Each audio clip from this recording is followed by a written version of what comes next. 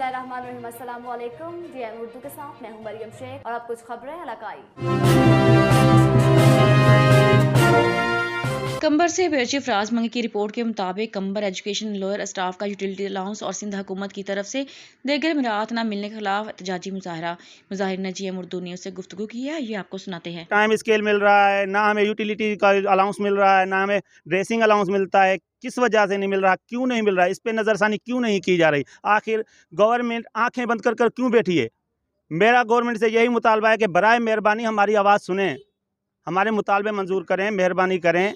हम छोटे जो असां एहतजाज कयो आहे मरकज़ी सदर फराज़ अहमद साटी जे हुकुम सां कयो आहे पूरी सिंध में, ऐं असां इहा अपील था कयूं त असांखे जेके जाइज़ मुतालबा आहिनि उहे ॾिना वञनि ऐं उन खां अलावा टाइम स्केल असांखे न पोइ ॾिनो वञे। बिलावल भुट्टो तालीम वज़ीर और तालीम सेक्रेटरी से हम अपील करते हैं, हमारे जो मुतालबे हैं जायज़, हमारे वो हकूक़ हमें दिए जाएं।